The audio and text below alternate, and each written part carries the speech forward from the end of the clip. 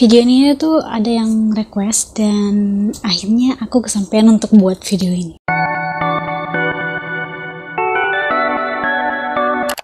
Halo, welcome back to my channel. Halo semuanya, apa kabar? Aku harap kalian dalam keadaan happy and healthy. Di video kali ini dan hari ini aku mau kembali merekomendasikan ke kalian 10 rekomendasi buku terjemahan karena lumayan banyak yang request gitu, ada yang DM dan ada yang komen juga di YouTube aku. Dan hari ini aku akan merekomendasikan buku-buku terjemahan versi aku. Sebelum ke videonya, jangan lupa untuk subscribe, like, dan share ke media sosial yang kalian punya, dan jangan lupa tekan tombol notifikasinya biar aku semangat buat videonya. Oke, jadi without any further ado, buku yang pertama adalah buku judulnya One of Us is Lying karya Karen M. McManus.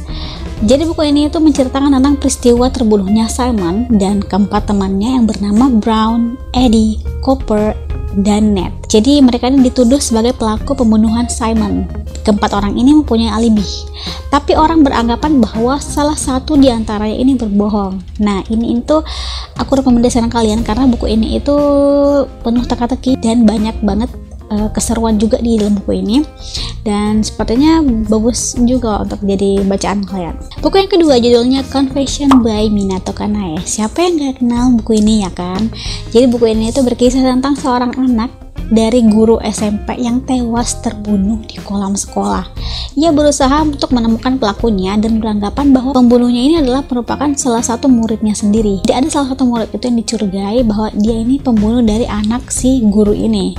Gitu. Ini wow, mind blowing banget dan wajib banget kalian baca. Buku yang ketiga judulnya The Girl on the Train by Paula Hawkins. Jadi buku ini tuh menceritakan tentang kisah seorang wanita alkoholik bernama Rachel yang selalu berpergian dengan kereta komuter yang sama setiap paginya. Ia tertuju ke rumah lamanya bersama mantan suaminya, Tom, yang kini ditempati oleh Tom dan istri barunya. Namanya Anna dan anak perempuannya bernama Evie.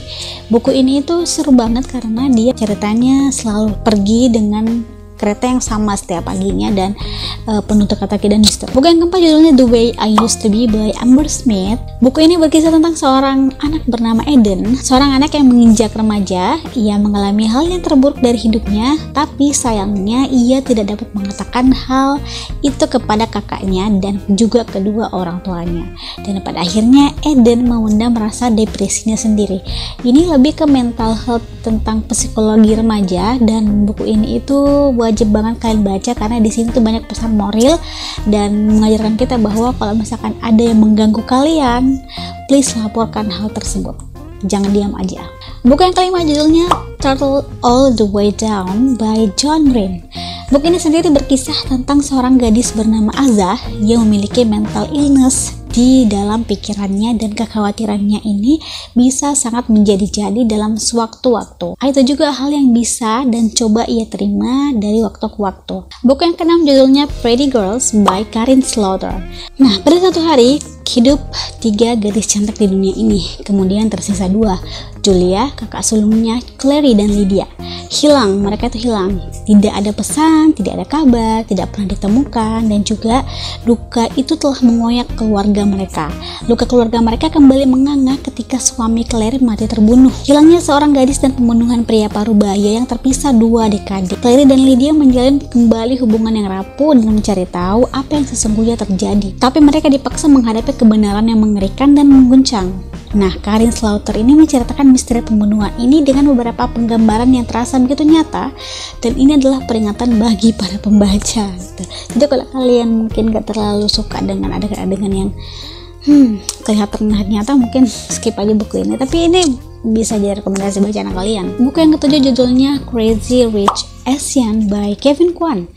Jadi seorang profesor ekonomi, Rachel Shu, diajak kekasihnya yang bernama Nick Nyong ke Singapura. Kekasihnya ini menyatakan untuk datang dalam pernikahan sahabatnya, sekaligus mengenalkan Rachel kepada beberapa orang. Namun selama ini Rachel Shu tak menyadari bahwa kekasihnya ini adalah orang kaya-kaya di Asia yang diinginkan oleh banyak wanita. Semuanya mulai menjadi rumit ketika ibu dari kekasihnya ini seolah tak setuju dengan pernikahan tersebut.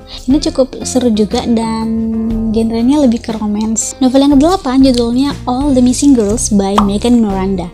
Kisah ini diawali dengan datangnya surat dari ayah Nicolette Farrell yang mendapatkan firasat yang tidak menyangka Nick bertekad kembali pulang ke kampung halamannya, yakni kota Coley Ridge di North Carolina yang telah ditinggalkannya selama 10 tahun yang lalu. Novel yang ke-9 judulnya The Woman in the Window, karya Aja Finn.